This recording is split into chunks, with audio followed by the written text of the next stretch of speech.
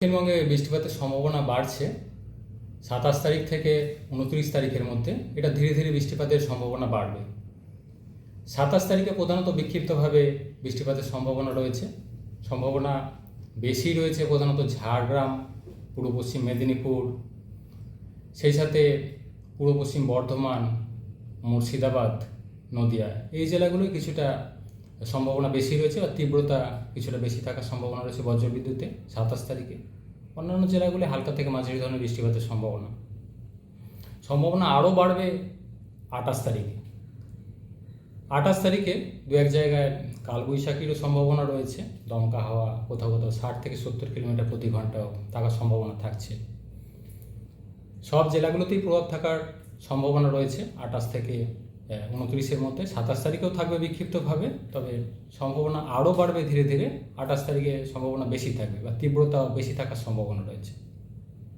বজ্রবিদ্যুতের তীব্রতা থাকার সম্ভাবনা রয়েছে 28 তারিখে, এবং সেই সাথে দমকা হাওয়াও দক্ষিণবঙ্গের বেশিরভাগ জেলাতেই থাকার সম্ভাবনা থাকবে। 29 তারিখেও কিছুটা তীব্রতা বেশি থাকার সম্ভাবনা রয়েছে কয়েকটা জেলা, যেমন ঝাড়গ্রাম, পূর্ব পশ্চিম মেদিনীপুর, বাঁকুড়া, এই সাইডটায় তীব্রতা বেশি থাকার সম্ভাবনা রয়েছে বজ্রবিদ্যুৎ বা দমকা হাওয়ার। অন্যান্য জেলাগুলোতেও বৃষ্টিপাত থাকবে হালকা থেকে মাঝারি ধরনের, এবং বজ্রবিদ্যুতের সম্ভাবনা থাকবে।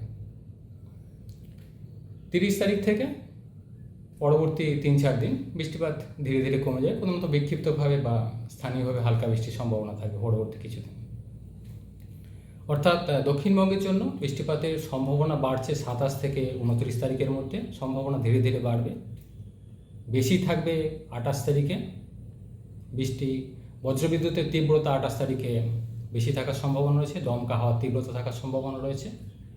স্থানীয়ভাবে দু এক জায়গায় ভারী বৃষ্টির সম্ভাবনা কিছুটা রয়েছে পূর্ব বর্ধমান জেলার কাছাকাছি।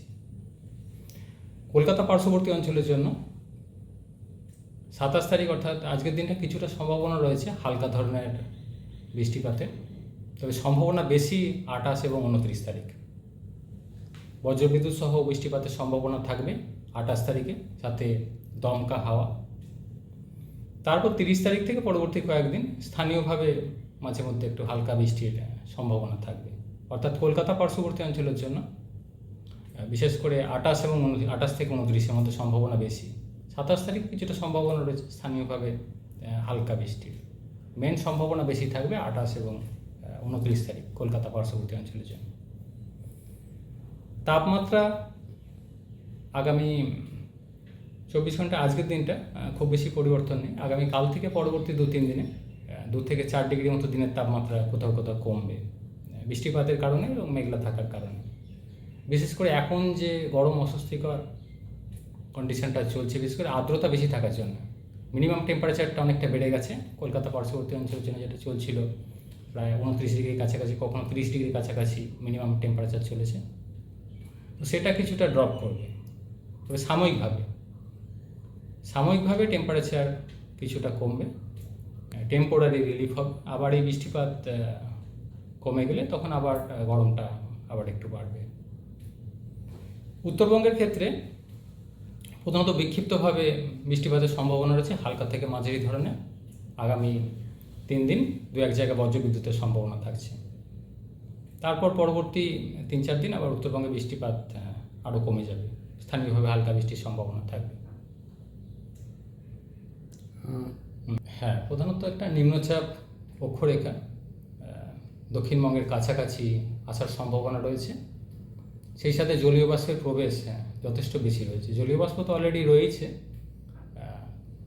এর সাথে একটা নিম্নচাপ অক্ষরেখা যেটা দক্ষিণবঙ্গের কিছুটা কাছাকাছি আসার সম্ভাবনা রয়েছে।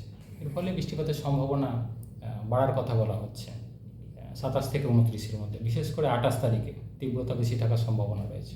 ফিশারম্যান অ্যালার্ট মৎস্যজীবীদের জন্য 28 থেকে 29 তারিখ মাঝে মধ্যে সমুদ্রে দমকা হওয়ার সম্ভাবনা যেহেতু রয়েছে, তাই 28 থেকে 29 তারিখ মৎস্যজীবীদের সমুদ্রে যেতে নিষেধ করা হয়েছে।